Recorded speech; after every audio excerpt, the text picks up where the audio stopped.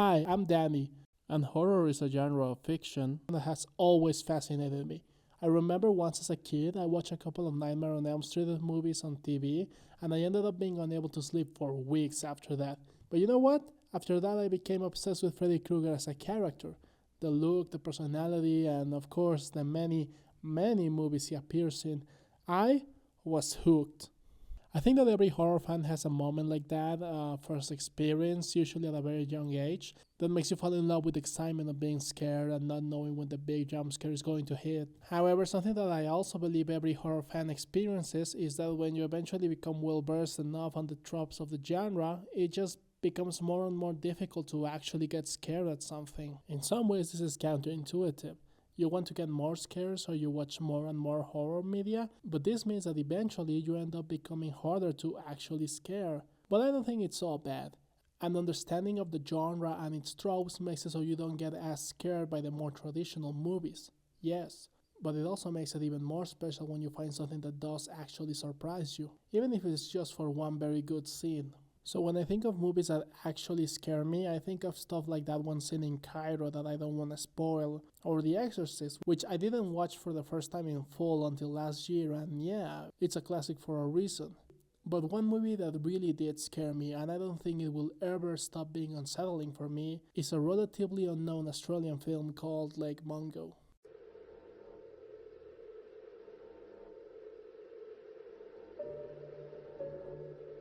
One of my favorite things about Mungo, and the reason I've been struggling to write this script for a stupid amount of time, is that it's very hard to effectively describe it in a way that actually tells you something about it as an effective piece of horror. It would be easy to say that the film follows the Palmer family after the unfortunate passing of Alice, the daughter of the family, who drowned in what was supposed to be a normal day. Shortly after this, strange and bizarre events begin to happen to the family, and every time you think you understand what is going on, a new disturbing layer is revealed as we learn just how messed up this seemingly perfect family actually is. Now, I don't think that sounds particularly boring or even bad, really, but I do believe that it's not even half of what Mungo actually is. Because Mungo is actually a series of perfectly crafted smaller bits and pieces that form one of the greatest horror movies ever made. If you've seen this movie, you probably remember that one scene, which I'll talk about later, because even though that scene is probably the scariest thing, well, ever, it's still very much just one piece of a really perfect movie. First of all, I think it's really cool how the mockumentary style allows the film to just sit down the characters in front of the camera and let them tell us how they feel about the events of the story.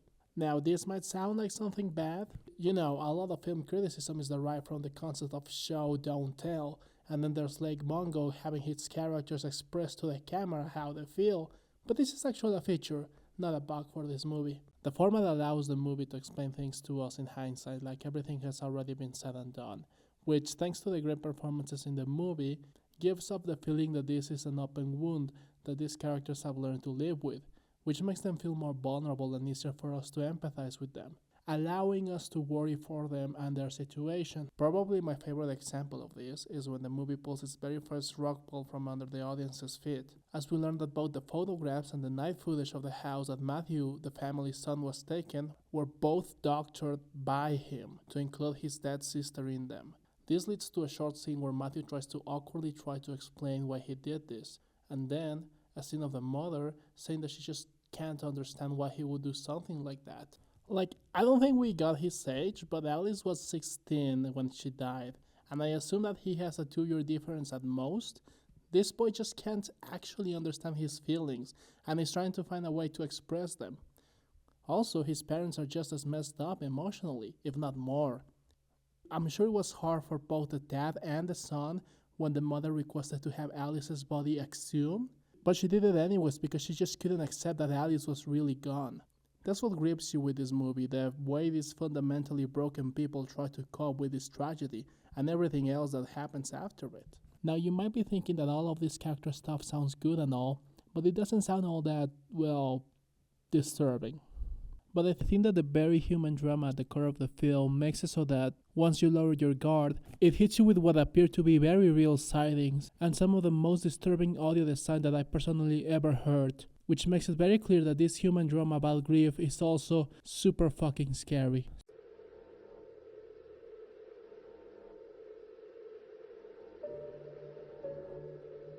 Now, after talking for so long about Alice's family and the fact that the movie takes place because of her sudden death, I think it's fair to assume that Alice is not really a character in this movie, that she's some kind of MacGuffin where her passing deeply matters to the characters and it kickstarts everything on the plot, but is of no real consequence to us, the audience. But no, Alice is probably the most interesting character in the whole movie. Alice Palmer was 16 years old when she passed away. We knew very few things about her, but the things that we do know leaves us wanting so much more. Obviously, one of the most impactful reveals in the film comes when we find out that Alice, who once again was 16, was in a sexual relationship with her adult neighbors, under the pretense of babysitting their children. Making Alice a victim of grooming and is one of the many ways that Alice is turned into a victim in this film. Not only because of the very obvious fact that she, died, but we also learn throughout the film that her parents were seemingly extremely unaware of their daughter's life, not only because of the abuse, but also the fact that through this scene, we learn that Alice was seemingly tormented by nightmares and visions of her own death, which somehow ended up becoming true. This speaks to the main reason I find this movie disturbing. Before, during, and after death, Alice was not cared for. Alice was not safe. Alice is alone.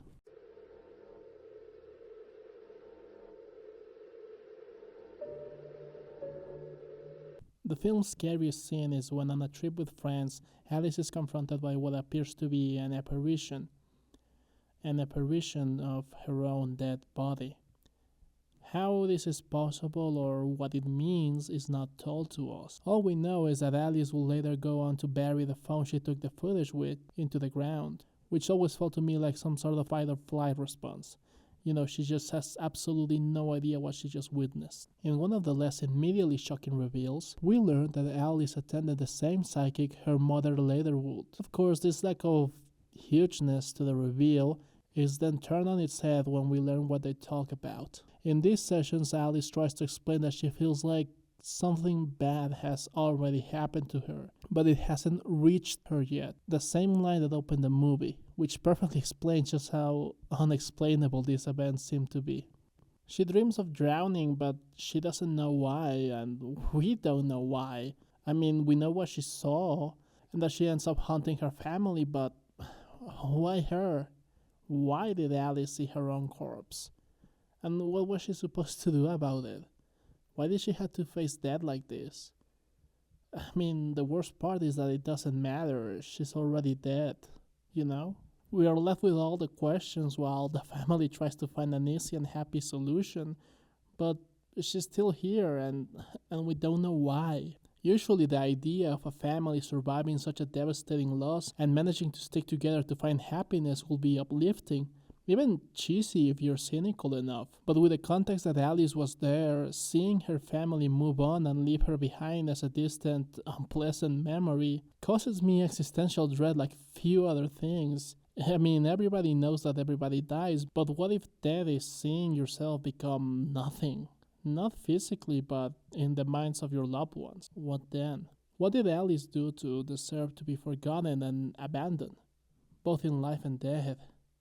In the end, it doesn't matter. They're gone and she's still here. This is masterfully shown to us in the scene where we hear two visits to the psychic character, one by Alice and the other by her mother. Even though they're separated by time and the death of Alice itself, they both see each other in Alice's room. While Alice tries to get her mother's attention, she doesn't even notice her and leaves the room behind. Alice is alone.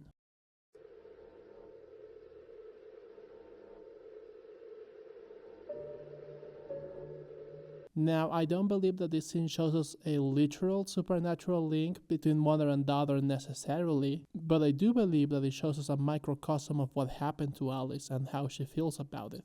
And it is probably my second favorite scene in the entire movie, behind the big scary scene. In conclusion, Lake Mungo disturbs me because it puts me in two states of mind that are very human, for lack of a better word. It puts me in the shoes of trying to move on from a loss of a loved one, a person I never thought I would have to say goodbye to. And then it shows me the possibility that that person is in some other side, heartbroken and alone due to my ability to move on. Does that mean that I love the people I've lost less if I can continue with my life? Well, no, it doesn't. But it sure as hell would look like it if they were seeing me from the other side. And that idea and the fact that at some point it will be my turn to see everyone move on from me is, well, one of the most quietly disturbing ideas I've ever seen in any kind of fiction. So no, this movie doesn't make me feel the same as when I first watched A Nightmare on Elm Street, but it does disturb me in a lot of other very different ways. And it probably is one of the best movies ever made because of that. So yeah, I mean, I hope you enjoyed my ramblings about an almost 20-year-old movie. And yeah, have a nice day, man. Bye.